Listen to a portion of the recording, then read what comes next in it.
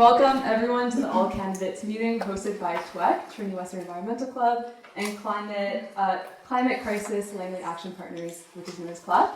We're so happy you're here today. This is funded by Geography and Environment Department. My name is Demian. And I'm Rea Klar. And we're co-presidents of TWEC.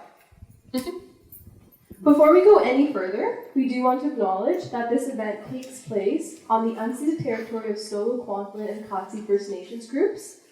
But land acknowledgement alone are not enough. Listening to and working with Indigenous people, both as individuals and nations, is imperative to honest and successful climate change action. The summary of how the evening will play out is we'll be asking the candidates questions, and they'll each have 2 minutes to answer. These are pre-selected questions from CCLAP. And then followed by this, we'll do a short break for 5 minutes, and then we'll return back, and we'll ask questions that have been vetted from the floor, and then again, you'll have 2 minutes to answer. And the question box is on a stool in the back there, so anytime throughout the event, you are welcome to go add a question there, or you can do that during the break. And we'll end with closing comments from the candidates as well as from TWEC and CCLAP. Tonight, we will be featuring 3 candidates running for MLA in Langley Willowbrook and Langley Walnut Grove ridings. You can each go ahead and introduce yourself, so we can start with Megan, and then we'll just pass the mic over. Great, thank you so much, and thank you so much for the opportunity to be here tonight, joining you on the traditional territories of the Kwantlen, Katsi, Matsqui, Semiahmoo Nations. I'd like to thank all of the volunteers, funders, and people who work so hard to put this together. The opportunity to ask questions to candidates and meet with candidates and have debate in public, I believe, is essential to democracy. I'd like to thank the candidates running from Langley Willowbrook who are here. And I may be the only candidate from Langley Walnut Grove, which is unfortunate, but one of the promises I always made when I was elected 4 terms ago for the first time to school board was that I would always show up for my community. I always show up for Langley, so any opportunity that I have, I will take. To have I believe it's part of accountability. It's part of the right you have as people who are electing people to ask those questions and have that meeting in the minds. I'm a mother of 2 now grown adult children. My daughter had the opportunity to do some wonderful research here at Trinity Western, really enjoyed her time doing that. They were willing to open their lab to her, and that was very exciting. I'm a farmer. I've farmed for over 20 years. I'm a proud poultry farmer. And I'm a small business owner who lives in Langley. And as I mentioned earlier, I've been elected 3 times to the Langley Board of Education and have had the honor of serving as the MLA for Langley East for the past 4 years. And when I say it's an honor, I don't take that lightly. It truly is. Having the opportunity to raise my family in this community, I believe in giving back to the community and doing everything that I can to represent the people who have been so amazing to call neighbors and friends in Victoria. So I'm looking forward to the questions tonight. I'm looking forward to the debate. I'm looking forward to hearing your thoughts. And please, on October 19th, when you have an opportunity to cast your ballot, please vote for me, Megan Dykeman, for Langley Walnut Grove.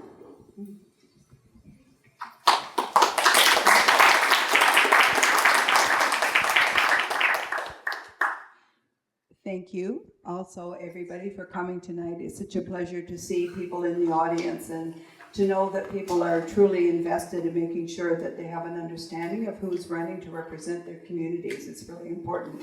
So I have to say, my name is Petrina Arnason. I'm running for the BC Greens, and I also echo the land acknowledgement. It's important, I think, in terms of our Indigenous relations to make sure that we continue to honor and respect the fact that we do live on unceded territories. So I feel at home here. I have to say I have a very special place in my heart for TWU. As some people who know me would recognize that I have a history with TWU in that I was very involved even before I was elected to help to protect lands out in the Glen Valley that I know students at TWU are still able to go to investigate, to be educated about, to explore, and to help us to understand more about the very important bog ecosystem that is there. So I've been a councillor in the township of Langley from 2014 to 2022, and during that time I was able to bring a climate emergency declaration to the Township of Langley.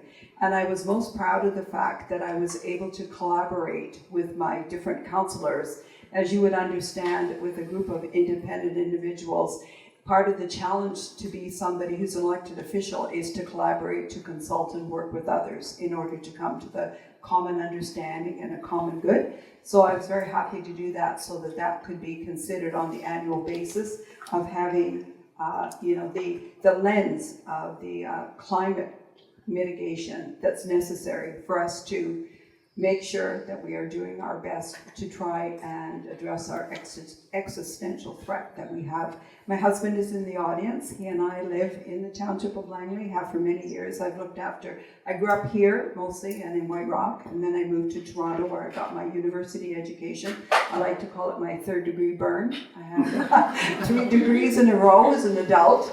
And so that's also my pride and joy in a sense. I use that education every day, and I want to bring that to the table. I'm very much aligned with a lot of the green policies because I feel that we are heading in very challenging times. We need to have people that have strong principles and convictions to make sure that we're directing ourselves not only for now, but for the future generations. It's our obligation. Myself as a boomer in particular, I take that very seriously to look and see what the legacy is. What are we leaving for our children and our grandchildren for the future? So thank you very much for coming tonight, and I also look forward to your questions.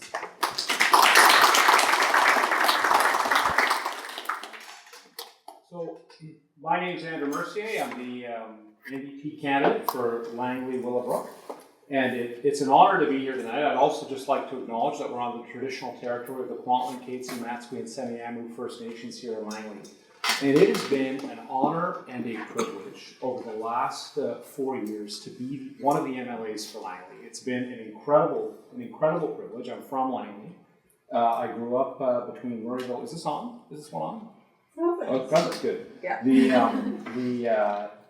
But I've had the honor and the privilege to be the MLA here. I grew up here around 208th Street, between 208th Street and Murrayville, and representing my neighbors and representing the community in my hometown has just been about one of the coolest things I've done. And to see the changes happening in Langley because of a government that invests in Langley is huge. If you drive down Fraser Highway, if you go down by the casino, down by where Gabby's used to be for the older crowd, or where Riverdale was filmed for the younger crowd.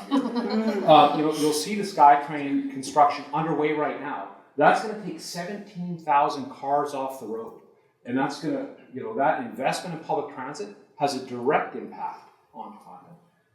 And so I think being a part of that is a really cool thing. And the solutions and the practical solutions here for our community are, I think, something on the whole. You'll probably see, I think, a lot of agreement at the table here today. And I'm looking forward to getting into folks' questions. Thank you.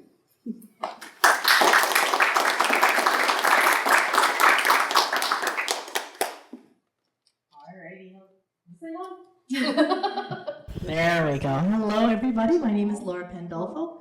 I am a member of CLAP, one of the founding members, and I'm very excited to start us off with our first question of the evening. So, according to economists, putting a price on carbon is the most effective way to reduce the use of fossil fuels. However, politicians of every persuasion, from conservatives to progressives, now think that the carbon fee adds an extra burden for the Canadian consumer, even though the accumulated funds from the carbon fees are returned to the consumer in the form of dividends. Do you think that the carbon fee is a burden for Canadians? And if so, how would you and your party improve carbon pricing? So we'll start with Megan.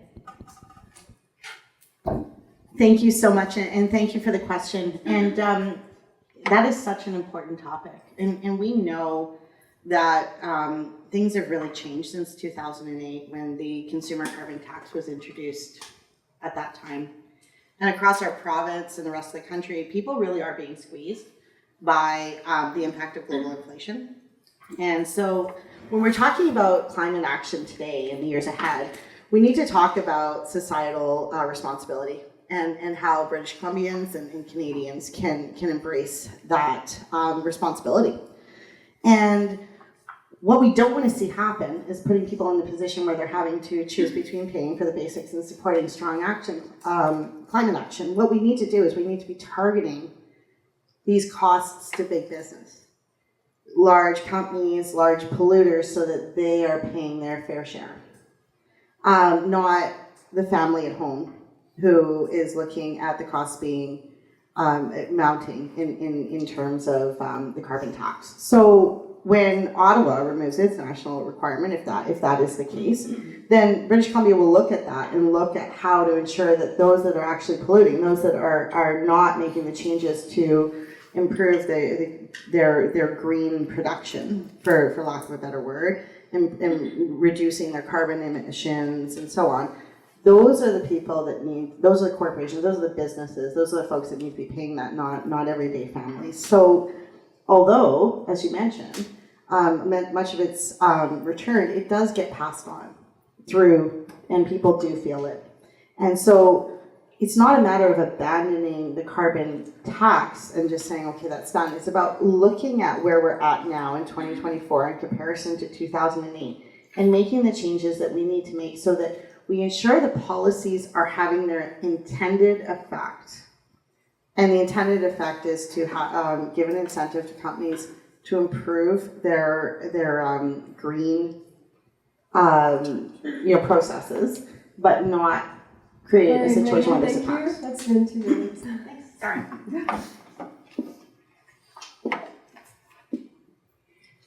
Yes, thank you very much for this. Oh, not on. Thank you very much for this question. I think it's really important that people need to be able to distinguish, even though some of the political parties have similar views. There's a bigger difference of opinion between the BC Greens as well as the Conservatives and the NDP. So what I would say about that is the BC Greens is the only party that would be in favor of maintaining this carbon tax. And I'm going to explain the reason why. Is because I think the experience of myself understanding, looking at everything from this lens means you have to start there first and work outwards. If we politicize the carbon tax, like unfortunately is happening in our current environment, it really does a terrible disservice to the fact that this is actually a tax that's working. And I don't see it as an either or. Yes, I would agree that we should not burden unnecessarily our consumers. 2008 was a different time, but many things have changed since then. But many top specialists and researchers have acknowledged that this is a very good strategy. I've not read one report that indicates that somebody who's an economist says this is a very bad idea. So what I would say structurally is that we should keep an eye on this, but certainly the BC Greens are not going to be taking away the carbon tax. Instead, what I believe we want to do is to take the subsidies that are going towards LNG, taking them away and redirecting those funds toward needed services. I don't think many people know how much we are subsidizing that industry. That industry should not be subsidized by any political party. I think this is a political decision that has to be made across all parties, that this is our common objective. This is not something to drive a wedge between individuals. It is the priority of our time. And watching David Suzuki today, where he was absolutely incensed at the fact of how little this was being discussed in the leaders' debate last night, we need to take ownership of this conversation. Right, thank you. That's Thank 2 you. minutes. Thank you. And my mic wasn't on. I'm just loud. I apologize for that. Hopefully this isn't too loud for folks. So I would agree with the comments Megan has made, that the carbon tax has been incredibly politicized in the current climate, but also times are tough right now, and times are tough right now for working families south of the Fraser River. And so if the federal government ends the backstop for the carbon tax, on the consumer tax, we will end it. But we need to tax big polluters, and we need to make sure that big polluters have that fee on carbon. But I also think it's important that we don't lose sight of the fact that what we need to do is reduce the amount of total carbon emissions from British Columbia and across Canada. And that's what Clean BC does. That's what the climate plan that we've introduced, that we put together along with Andrew Weaver and others in the Green Caucus, does, is to ensure that we are forwarding policies across the board to reduce megatons of carbon emissions in British Columbia. And that means more zero emission vehicles. That means more public transportation. That means caps on carbon emissions from certain industries. And that's important work that has to happen. So I think when it comes to climate change, we can't be ideological. We need to look at the different tools available and make sure that what we're doing is the right thing to do. Great, thank you. So moving forward to our next question. In recent years, the Canadian consumer has seen an increase in the cost of living fueled by a rise in inflation in every sector of the economy. This led, for instance, to a decrease in housing affordability since the year of 2021 when climatic catastrophes hit British Columbia. Concern about climate change has waned in the population. Do you and your party consider that mitigating and adapting to climate change is as important as improving the cost of living, and why? And we'll start with Petrina. Oh, thank you for this question. You know, the economic understanding, I think, of climate change is one that we have not really drilled down into.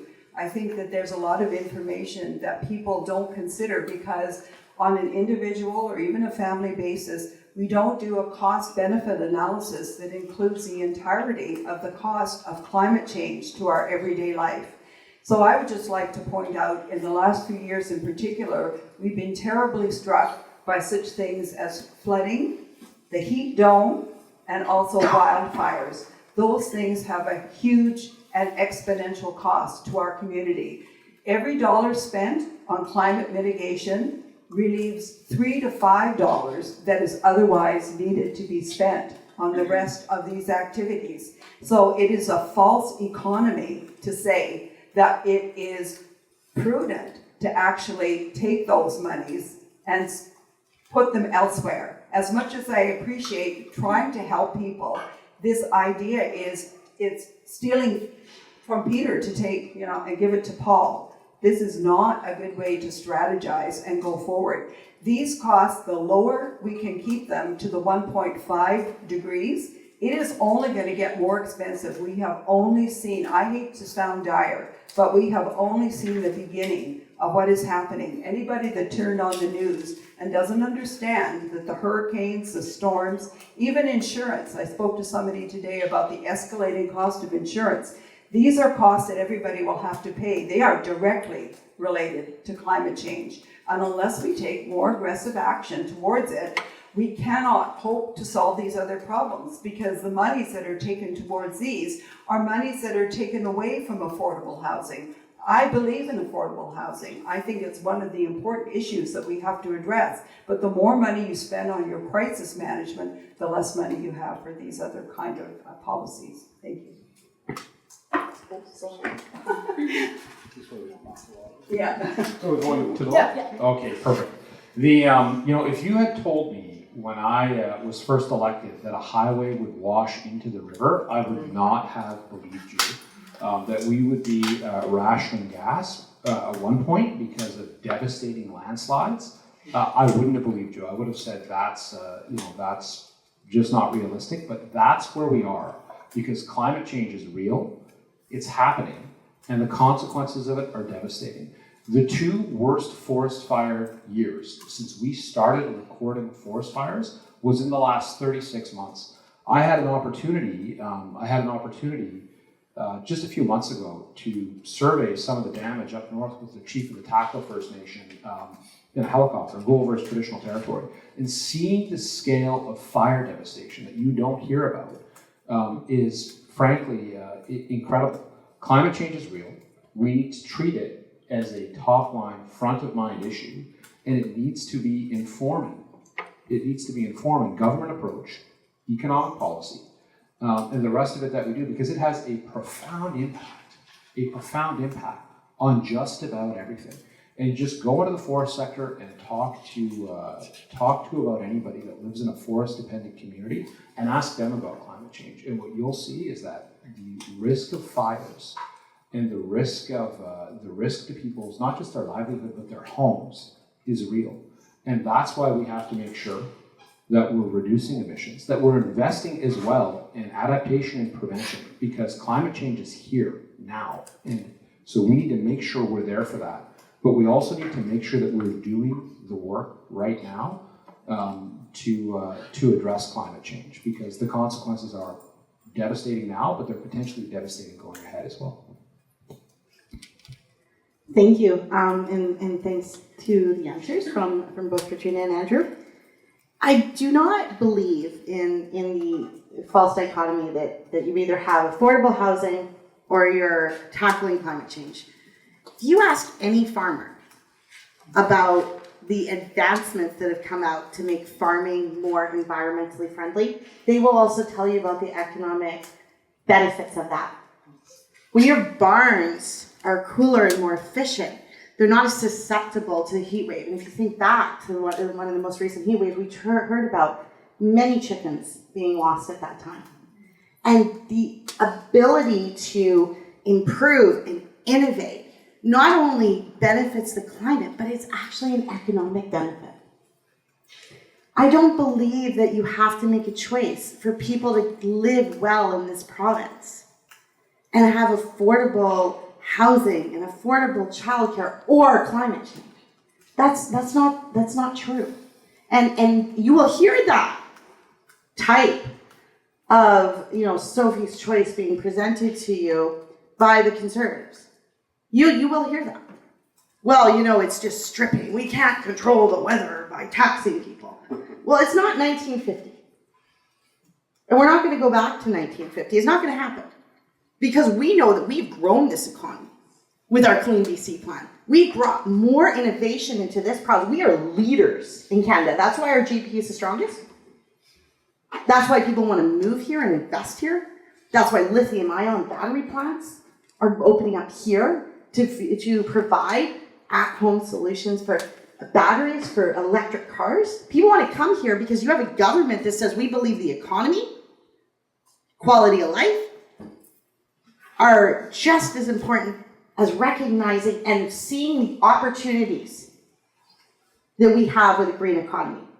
And that is what is vital. And every one of you sitting in here that's going to university, you're going to be coming into this economy as leaders because you've grown up learning about this innovation and will lead in it. And that's an opportunity. It's not a choice. It's not a light switch. And do not believe people who tell you have to make a choice, because it's just not true.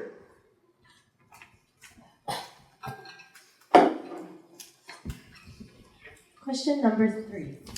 Vulnerable populations, and particularly the elderly, those struggling with homelessness, and people with disabilities, are disproportionately affected by the climate crisis. What policies would you propose to ensure BC better protect vulnerable members of our communities during extreme weather events? And what actions do you propose to take to address the societal inequities faced by vulnerable members of our communities because of climate change? We'll start with Andrew. Thank you. I think that's a really, really good question that touches on a few different pieces. And the reality is that income inequality has to be front of mind for any government in British Columbia in addressing these types of challenges. And we need to make sure that we're addressing income inequality, and that we have through public policy, that is front of mind in terms of the impacts. And I think you can look at the issue with heat waves and income inequality and the seniors living in apartments without air conditioning units, right? And the impact that excess heat has on senior citizens in particular, and vulnerable seniors that don't have the means, or on a fixed income, on a pension, and don't have, if they're lucky, and don't have the means to buy an air conditioning unit, which now is a requirement in summertime in the Lower Mainland and throughout British Columbia. Well, I'm proud of the fact that we're part of a government where Adrian and Dix did the work to make sure that we have a program to deliver air conditioning units to vulnerable seniors. And I think that we need to make sure, as we look at, and what I said before about climate adaptation and resilience, because we need to make sure that we're addressing the root cause, but we also need to be very aware of the everyday effect of climate change on vulnerable populations. We need to make sure that that policy lens is at the forefront. So that's the work that we're doing, and hopefully we can continue that work. We'll start with Megan. Okay. I'm really good at following like really explicit instructions. It's like make eye contact with me. It's your turn, Megan. Otherwise, I don't get the subtleties, right? I'm Dutch. You know what? And thanks to my friend, colleague Andrew for that fantastic answer. So I'm going to touch on a little different side of it.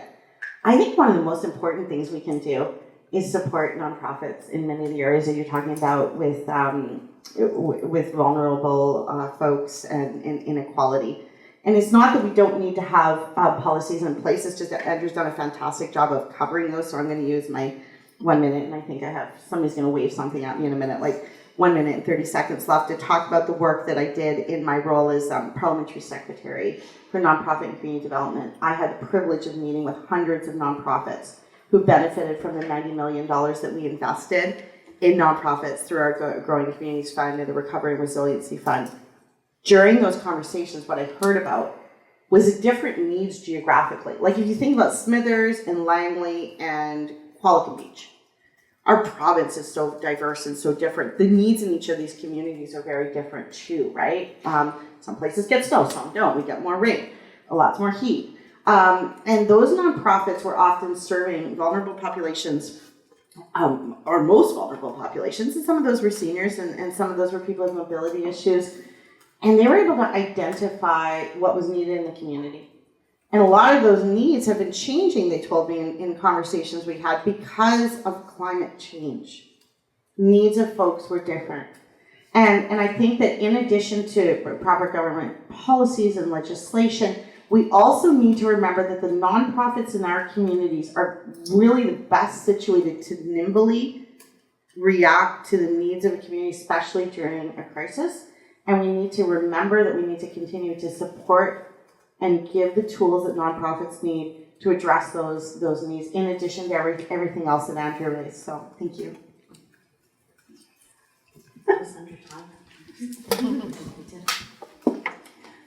Yes, thank you very much for this question. I'm going to lean into my personal experience of being on the Township of Langley Senior Advisory Committee during the 8 years where we actually put together an age-friendly strategy that is an award-winning strategy, provincially recognized, a dementia-friendly strategy. I'm bringing those things up because it is an extension of both my personal experience and also now being on the board for the United Way, which is a provincial body, and it focuses on senior services. I would like to emphasize the idea of aging in place, which I think everybody understands is the optimum way that people can stay, live in our community, our most valuable community members that have committed themselves to, worked, and built our community. And what I'd like to say about that is, in particular, I'm going to focus on another aspect of that, because I feel that it's partly due to the fact of the built environment that we have this problem.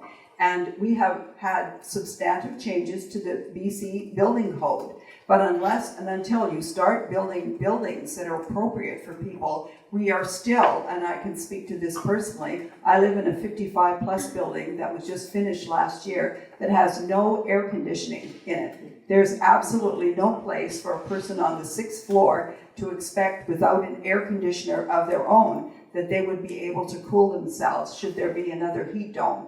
I think this is unacceptable. I don't think we should be building buildings that are going to be here for 50 years under those standards. So what I support is the idea that we need to collaborate, work together, and to make sure that people have buildings. For example, they can be designed. I've seen many designs for buildings, and I know people in this audience who are expert and have personal experience in building buildings that are so well insulated that they don't need a lot of air conditioning. We need to advance ourselves towards, this is not rocket science. It just kind of makes sense. I've talked to developers about, if you're going to put this on your building, why don't you put some shade that's involved with this? All right, thank you. Thank you.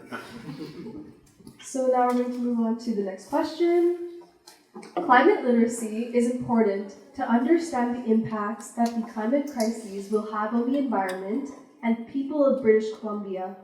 As an elected representative, how will you enhance public understanding of the scientific causes and societal implications of global warming? How will your party boost public climate literacy? And we will start with Megan. Thank you for that question. That is such an important topic right now because we know how much misinformation there is out there. Social media has really added an interesting dimension, hasn't it?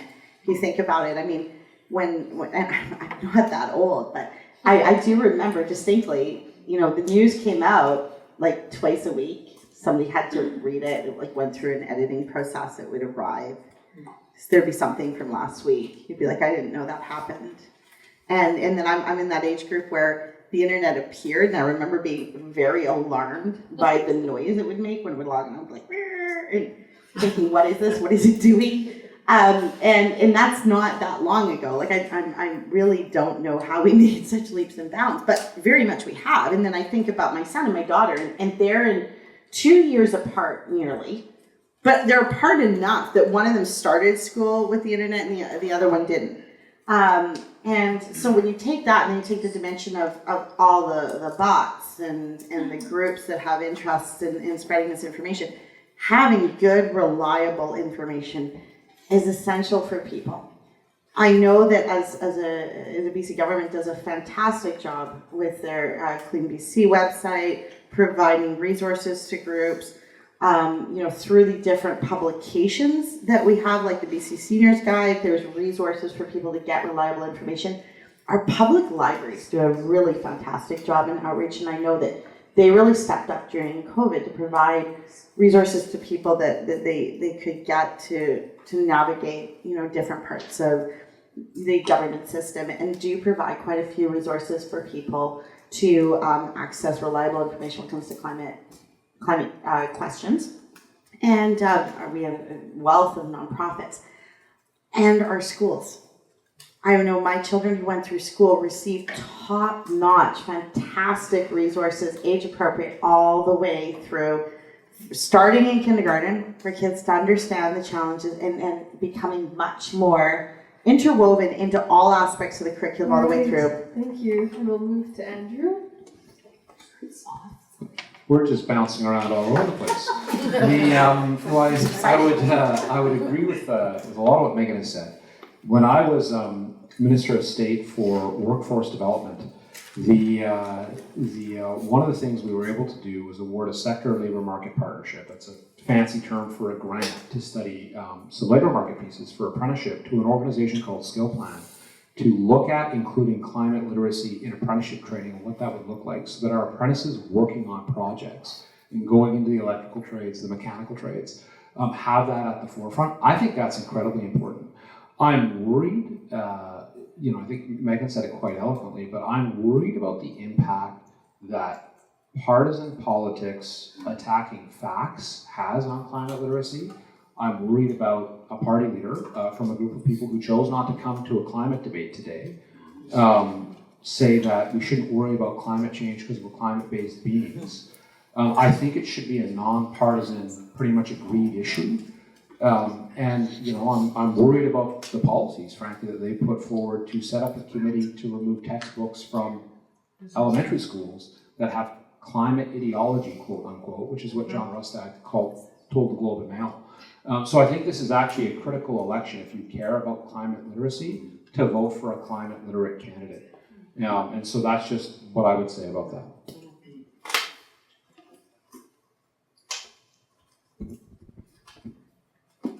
I'm going for it. I'm going for it.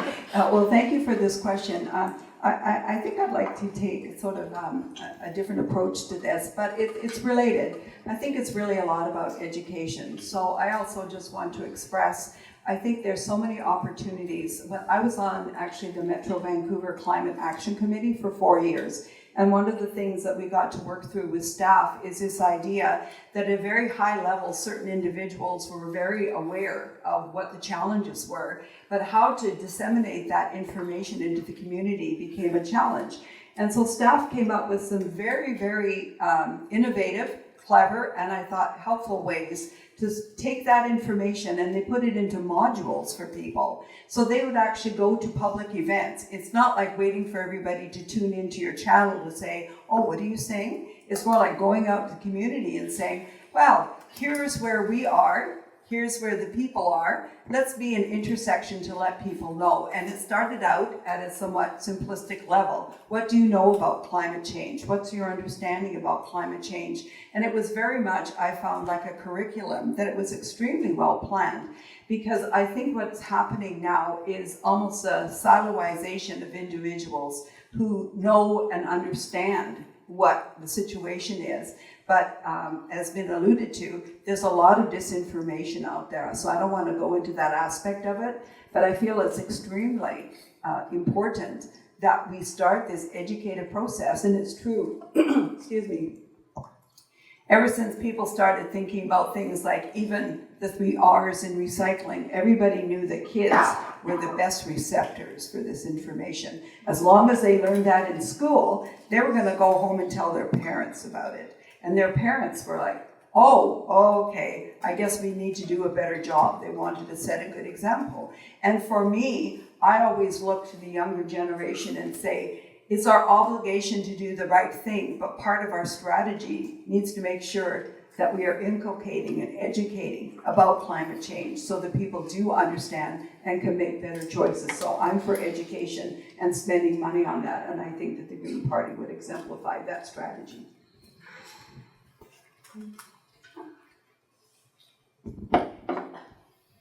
Mixed farming, especially the growing of livestock, produces GHG emissions, in particular methane. Increasing consumption of plant-based foods and reducing food waste are effective ways of reducing GHG emissions from the farming sector. What would you do to promote these changes and initiatives in Langley? And we'll begin with Andrew. I think this is a question that is tailor-made for my colleague, Farmer Megan. But what I would say is that we need to make sure that we're supporting agriculture and that we're supporting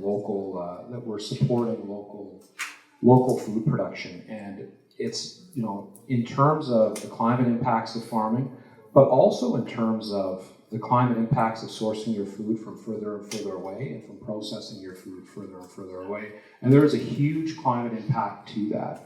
And so one of the things that we've committed to is ensuring that when we look at the ALR, we want to go through and take stock of usable farmland and farmland that's not in the ALR and ought to be, and do that work. But also make sure that we're working with food producers on processing, so they're not sending and trucking goods out of province that could be processed here, closer to market, closer to people, so that we can get that food security diet where people are consuming food that is processed by them. I think there's a huge climate impact on that. And farmers are at the forefront of climate change right now. Just look at what's going on in the Okanagan and the impact of changing temperatures and what that has done, the impact of floods. We really need to make sure that we're front and center supporting farmers and that we're also making sure that we're reducing that transportation impact from the farming process as well. Nice. I did okay. Rubbing off on them. Oh, thank you. Oh, my favorite topic. Food security. Right on. I didn't think I'd get this. Thank you. Oh, it's something I'm so passionate about. I mean, actually, my master's is in food security. And so I've had the privilege of seeing farmers from all over the world and all the different methods. And one thing about farmers, no matter where you go in the world, they're the original environmentalists. They are, constantly, accommodating the weather. I mean, it sounds weird to use the word accommodating, but there is a very mutual relationship that has to exist there, and adapting and innovating. And so I have a regenerative farm. So in my farm, we kept all the trees. We built the farm around it, which stops birds of prey coming in. And now the chickens are quite feral. Now they fly in the trees. If anybody tells you they can't fly, they're lying. So talk about adapting. They're like evolution simulator right there. And we work with the environment. And one of the things that makes me so excited about being part of a government that cares about the environment, cares about food security, is a lot of what Andrew was talking about. Looking at the holistic lens of farming and food security and climate change together. They're not mutually exclusive. So having food hubs, having locally produced food, having farmers supported in practices that allow them to adapt to climate change really very much is the answer to addressing the challenges that are faced with climate change. Farmers are partners in this. You know, if you think of the nitrogen cycle, if you think of the practices that go in, when we support our farmers in ensuring that they have farm use plans, environmental land management plans, they have the tools to innovate, they have the tools to adapt and build more sustainable regenerative farms, you see how our entire community is benefited from those practices. So I believe that is the most important thing we can do in working with agriculture and farmers to address and partner in addressing climate change. Yeah, thank you. Oops. Sorry, I turned it off. Good strategy. This question I think is really critical. I happen to have served in the township of Langley, where 75% of our land base, more or less, is in the LR. And I agree with what Andrew is talking about this review and assessment of some of the lands. Everybody is extremely protective, as they should be, of these lands.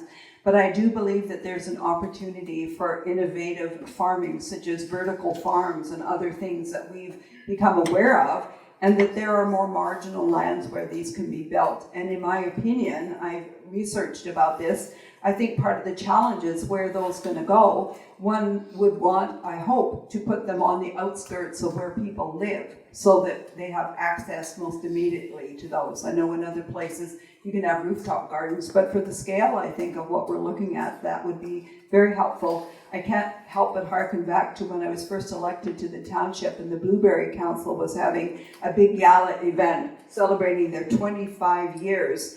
And one speaker got up and he was very excited to let us know that they finally broken into the European market.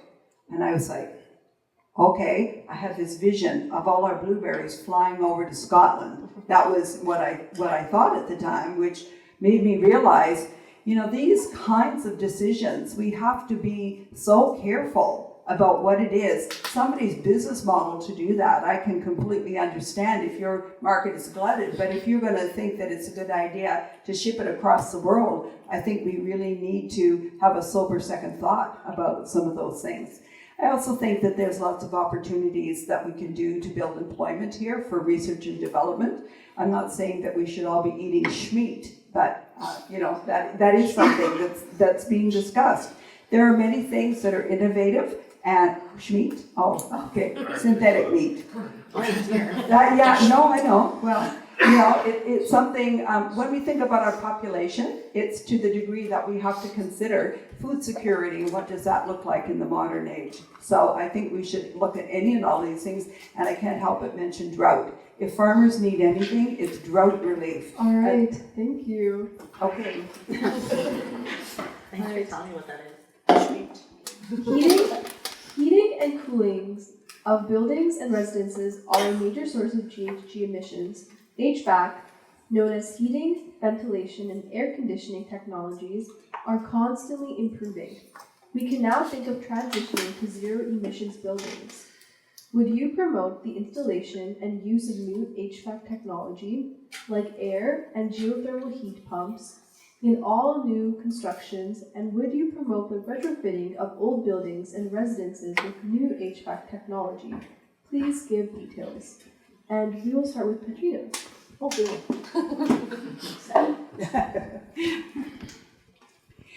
Thank you very much for this question. It's also something that we have considered very much in the Metro Climate Action Committee. One of the challenges was, to look at our built urban environment and try to figure out how is it that we can not only in the current build the kind of standard of building that we need in order to reduce the greenhouse gases and look at it very holistically. But the other thing is, how do you retrofit the buildings where people are living that also costs an awful lot of money to heat and cool? And so I think there have been some very progressive programs to help to incentivize the cost of heat pumps. And this in particular, I don't think we should be building anything without a heat pump, for example. If it's suitable, whatever kind of building that you have, there's a combination of elements to put together.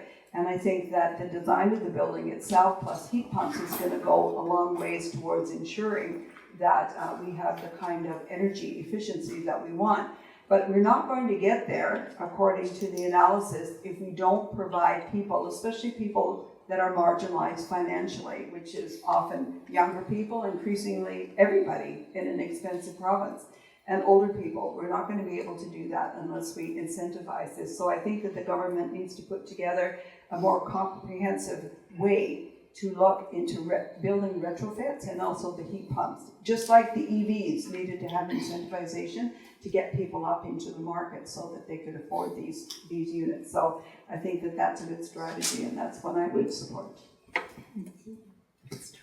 Okay, thank you.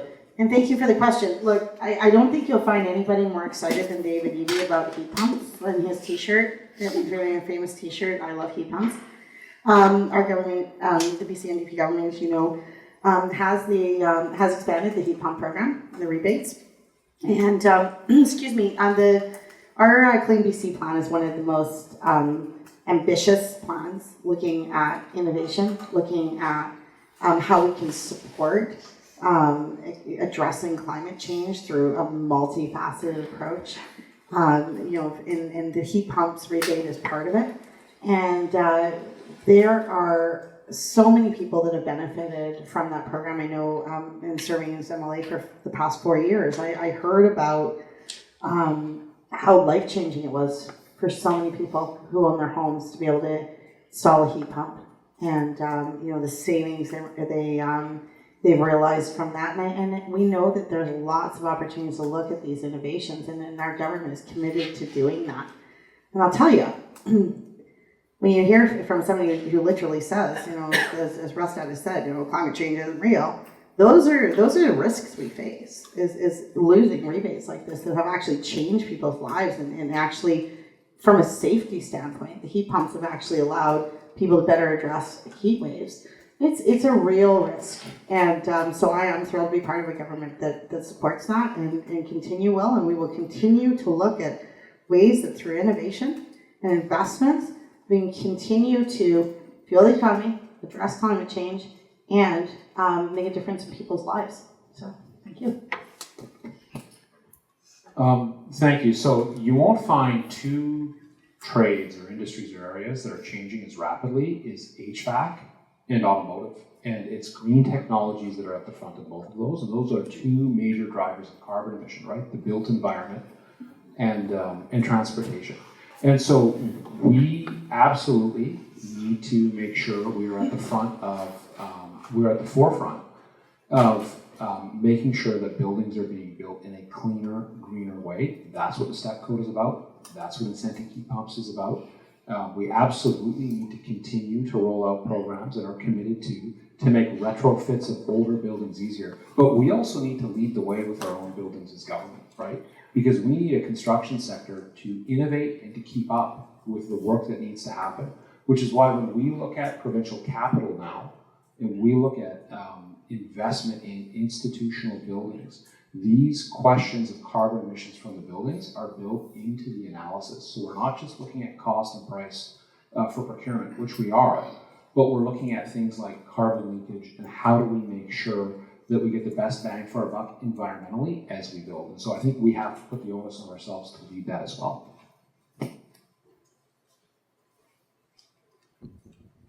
All right, your final question for the audience submitted questions. Fossil fuel industries profit from fossil fuel pollution. They receive billions of dollars in fuel subsidies and financial incentives. All too often, the taxpayer is left to pick up the tab for cleaning up the environment around the well after the extraction is over and the company moves on to another location. Will you and your party end all fossil fuel subsidies and financial incentives? Please give details. We'll start with Megan. Thank you for the question. Our government's committed to addressing climate change and is committed to ensuring that we have responsible investment in our province, and that we work closely with corporations to ensure that the environment isn't negatively impacted. And when I talk to people who work in various sectors related to fossil fuel, related to mining, they talk about how British Columbia really is a leader in this area.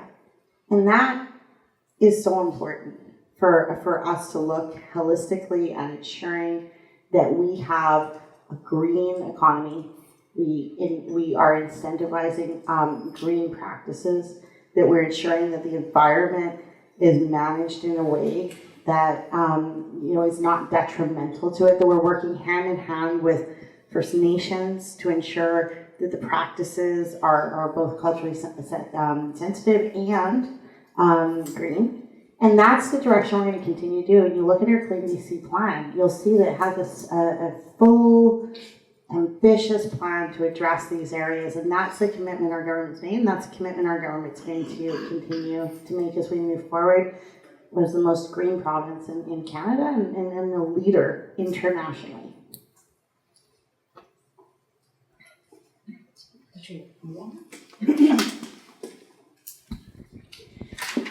Thank you very much for this question. Although we're very collegial here, I have to really draw a line here with the fact that in answering this question, I think it really referred to the fact, would you support closing down LNG and not having any more fracking? And I definitely would say that the BC Greens are the only political party that have committed to doing that.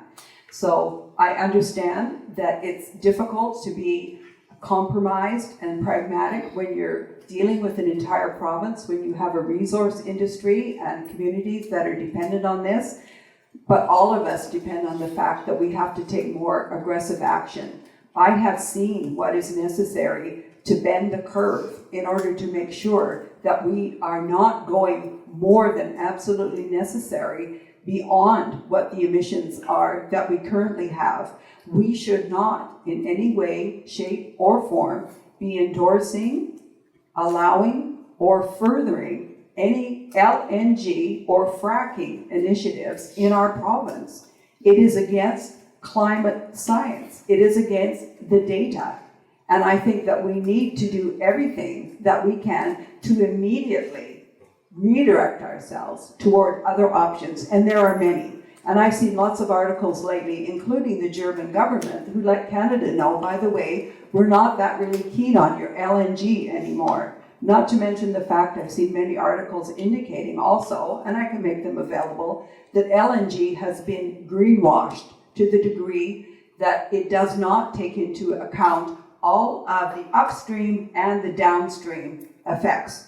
And so if you're looking at that and saying, oh, it's a great alternative, I can't tell you the amount of times I've heard, well, this is just a transition, it's an alternative. Successive governments have done the wrong thing, in my opinion. We need to move away from that as quickly as possible, not to mention the fact that if we continue to do this, we do run the risk, as many others have done in Alberta, to have orphaned infrastructure left after the fact, when we allow those who have extracted to just walk away scot-free and taxpayers are left holding the bag.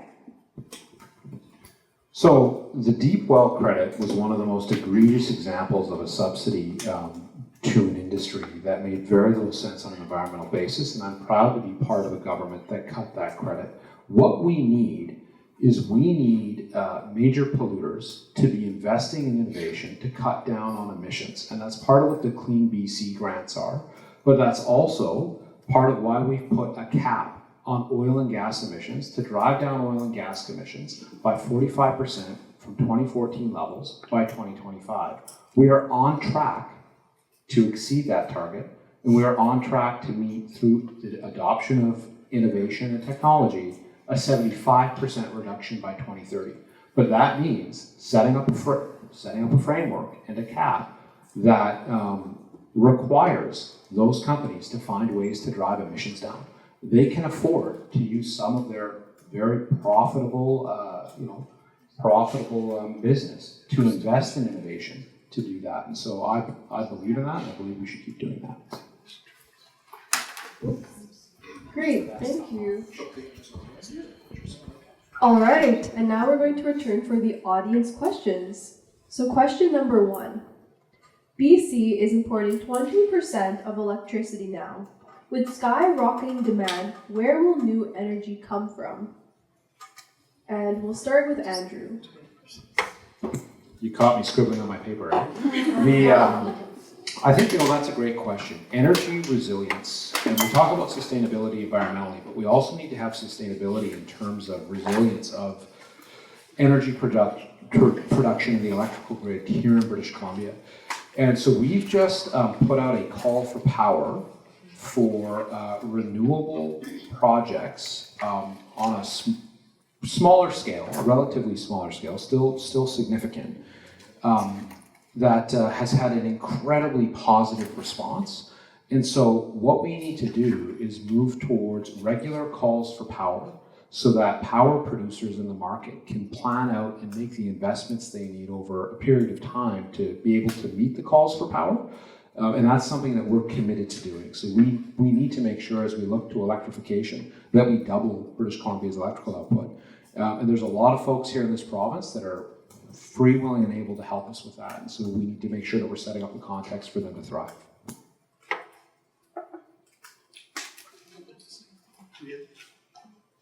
And then we can start with Megan. yeah. Sorry, it's been too long of a break. A bit of object permanence.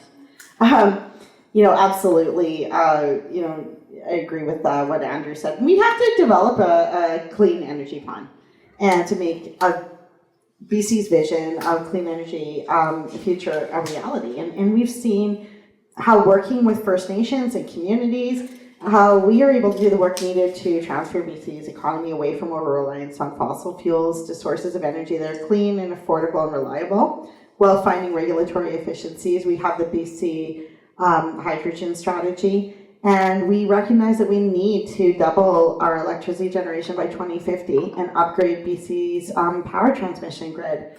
We are looking also at the future, and we've created a clean economy transition fund to fuel investment and innovation, which will also produce good-paying jobs. It has to be a wraparound, multi-pronged approach to address these challenges, and that's what Clean BC is all about, and that's what the energy plans are all about, and we're going to continue to do that work to ensure that BC has that power that it needs by 2050.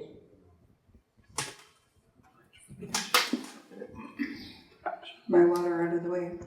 Oh, well, I'm going to use this opportunity to speak about what I think is the most problematic part of the Conservative plan, is to introduce nuclear power back into the policy conversation.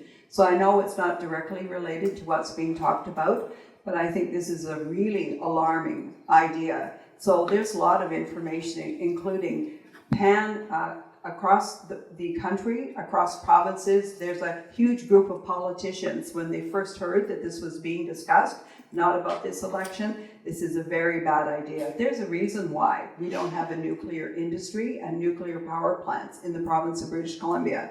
I think it's pretty profound. We are seismically challenged. We have to look at where our populations are. So I just want to underline that. We don't have anybody from the party here that's going to defend that position, but I just want to put it out there to say that this is not something that we should be looking at as an alternative. And instead, there are very many individuals that talk about the opportunities to lower the amount of electricity that we use through innovation, and also to look at other technologies such as wind and solar. So I would say that a lot of this alarmist discussion about, how we're just going to run out of electricity is just really fabricated. It's not true. It's meant to get people all excited about these other options. And in fact, those are ones that are not going to take us where we need to go. And I think also in terms of innovation with batteries and hydrogen and many other things, we are going to be able to, you know, we don't have a crystal ball necessarily to know R&D, what it's going to bring to us. But I think in particular, we have a huge benefit by the hydroelectricity that we do have. And I think that we can find ways to maximize that and also to try and minimize our use as well. So you're saving on both sides.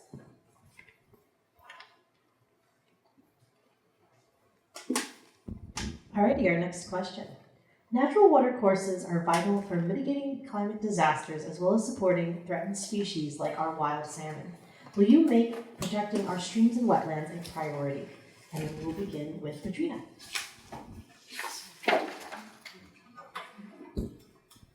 Okay, this is really a near and dear topic to my heart. I've been particularly involved with many years actually with a number of different watershed groups, including West Creek Watershed Group, their awareness group. And what I would say about that is we are finally coming to an understanding of the importance of wetlands and our waterways.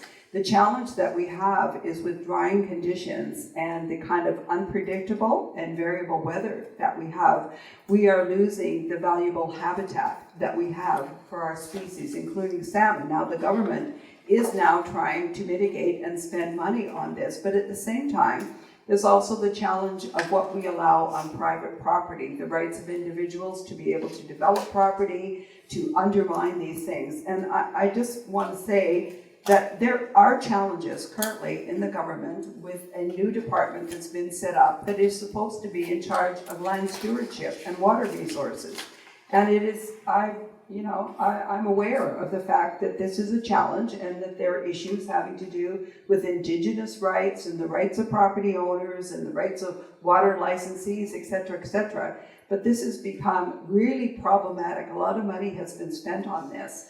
And I look towards a government that can also collaborate and figure out how it is that we can take the right individuals, all the biologists, the professionals, the individuals, the head of departments, collaborate together and make sure that we're doing the appropriate thing, because biodiversity, our ecological balance, and especially our waterways, we cannot replace the waterways that we have. And I just want to point out that the BC Greens have a watershed policy where they would like to involve not only the communities as stakeholders, but also Indigenous people, because I think there's a lot of merit in making sure that it's not just bureaucratic oversight for things. We want to make sure that the community is involved. Thank you. And we'll go to Megan. Thank you. So our watershed strategy is so important and has been so successful as a BC NDP government. It's something that we are committed to, protecting water, working in partnership with Indigenous persons, and we've seen the benefits of that here in British Columbia. There has been hundreds of thousands of dollars invested in improving and supporting our watersheds here in BC. So we know how important they are. We know how important they are to protect for not only salmon, not only heritage, not only environment, but for the future. Water is essential. It's essential to farming, it's essential to people, it's essential to our environment. And that's why there is such a focus on working in partnership in developing this strategy, one that will protect our environment for years to come, and works with all of the important stakeholders, nonprofits, groups. Trinity Western is very involved in this. Many of our nonprofits who work so hard to raise awareness and protect salmon and other parts of our environment. And that is something our government's committed to. Instead of denying that climate change is real, instead of making bizarre statements about being carbon life forms, we recognize that the investments we make now into the future to protect the environment, support the environment, are what's going to make the difference. And we're going to continue to do that. We're going to continue to protect and improve and support our precious watersheds around the province and right here in Langley. Thank you so much. So I'd echo a lot of what Megan said in terms of the investments that we're making in restoring local watersheds and restoring salmon estuaries and doing that work. But I also think it is critically important that we sit down and do the land use planning across the province right now to make sure that industrial activity takes into account impacts on the natural environment. And that's why the Ministry of Water, Lands and Resource Stewardship was set up, to make sure that there was a planning ministry doing that work.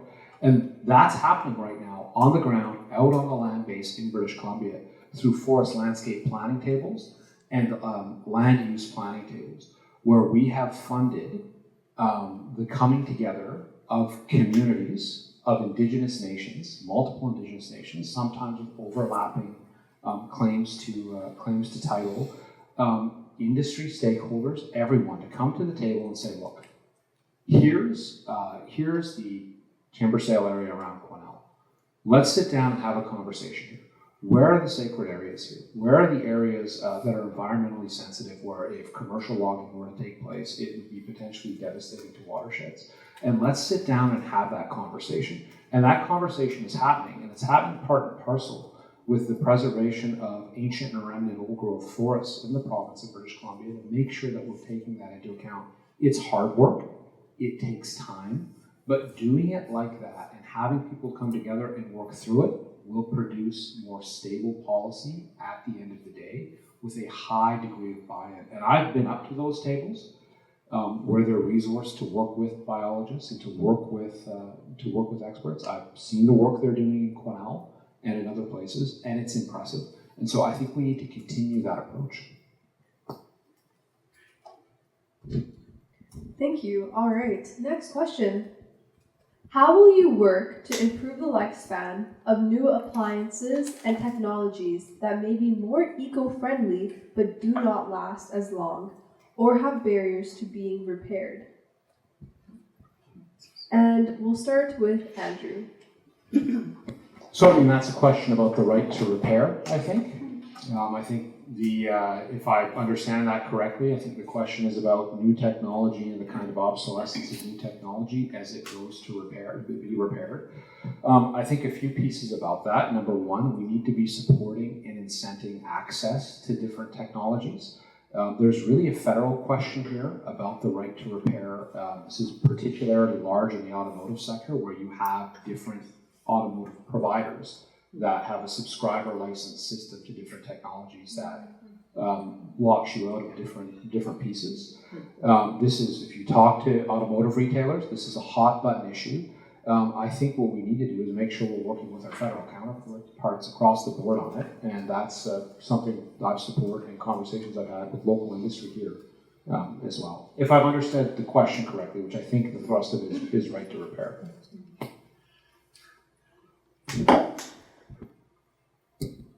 Thank you. And thanks for your answer, Andrew. And we do hear about those challenges faced by farmers with tractors. It's a major discussion that's taking place, especially in the States. And I think that beyond that part with the right to repair, I also think part of it is actually changing the perspectives people have. I don't know if you've ever bought a printer. You go and buy a printer at a store. And it's like $200, and then it comes with 3 partially filled cartridges, and you turn around and you use those partially filled cartridges, and the paper starts jamming, and you find out that the new cartridges or getting it repaired is going to be $400, and you're kind of like, well, why wouldn't I just buy another printer that's going to come with half a cartridge? And it's the same with repairs.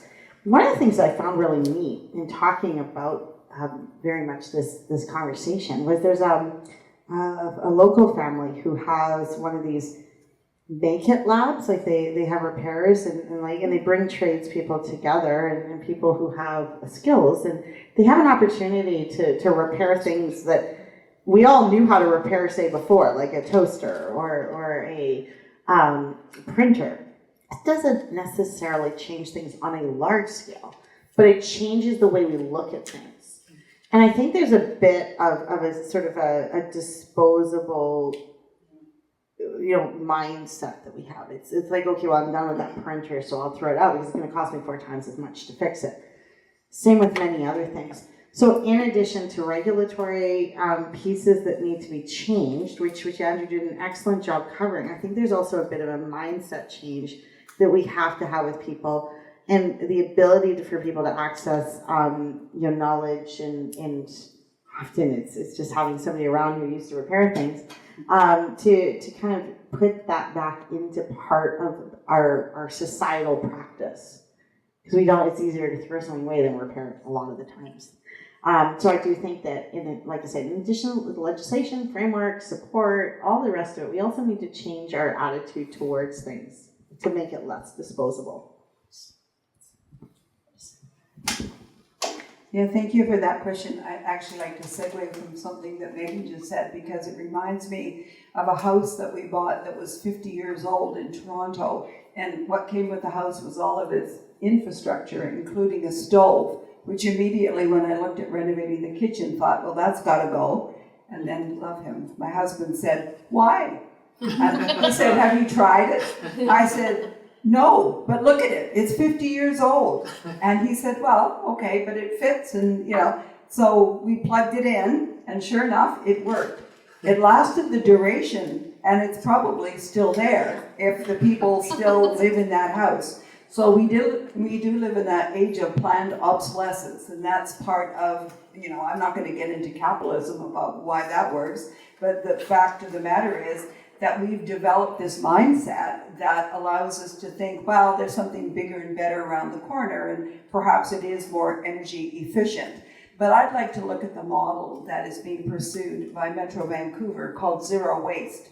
And I went to a conference once that was very well attended, and it was very much informed by some European individuals who work in this area that considers from the cradle to the grave, we have to develop all of our materials that we use. So it's designed so at the very point of inception, when you decide to design something and to make it, you have to have an end product in mind, how it can be recycled.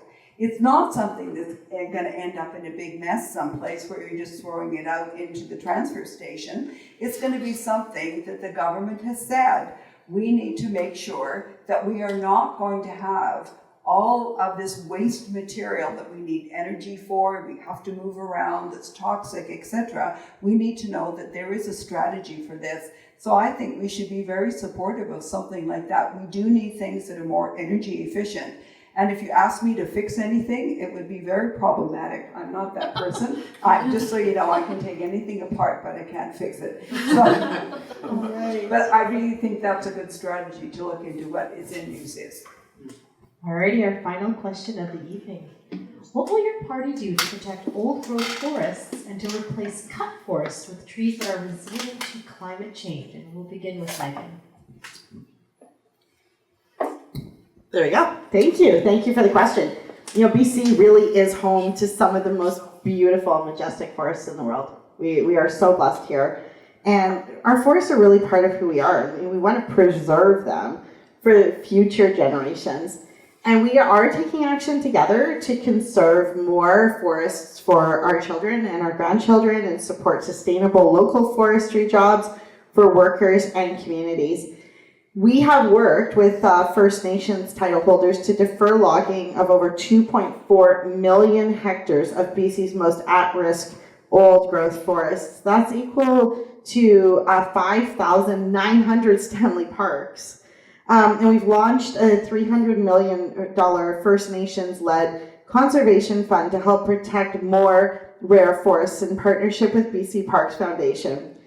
And we have made real progress in preventing the logging of forests at high risk of biodiversity loss. And at the same time, we're innovating in the forestry sector. And I know my colleague Andrew is going to be excited to talk about some of that, to support products like mass timber and add real value to our forest and create sustainable jobs for the long term. We'll keep taking action to grow innovation in our forestry sector to create good sustainable jobs while protecting BC's most at-risk growth forests. I'll tell you one thing though, John Rustad government certainly is going to send us back to clear-cutting old growth, and we can't put the progress that we're making at risk. And we need to protect these forests for the next generation. And our kids can't afford reckless choices. And we heard and we saw last night on that debate that that's what we're going to get. It's going to be reckless and it's going to be poorly thought out. And we just do not need to go back decades in time. We need to continue to make this progress move forward.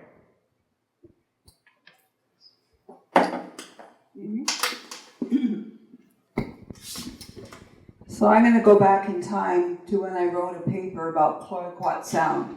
It was the first time living in Toronto where I was cast back into my homeland to talk about what it was that was going to be considered about this very aggressive plan that the government of the day had decided that they were basically going to clear cut the most incredible area in British Columbia of old growth forestry. So now we can fast forward to the fact that, thank goodness, with some vision and some idea of being creative and finding what else to do, many different individuals and stakeholder groups were brought to the table, including our Indigenous First Nations, to try and come up with a different strategy. We cannot imagine looking at that area now and say to ourselves, that would have been a good idea had we done that. Instead, we get so much more value and spin-off from tourism, from people being able to go and enjoy nature, being able to go there and recreate, and not to mention the First Nations, that this is unceded territory. So I just look at that and say to myself, okay, well, what would you do? To me, we're still taking out too much old growth forest. We shouldn't be taking any more out. And if I'm looking at this, I agree with mass timber, but I would look at the European model where they have plantation forests, where they have areas that potentially would not be able to be recreated with any kind of forest that we would look at to, basically manage.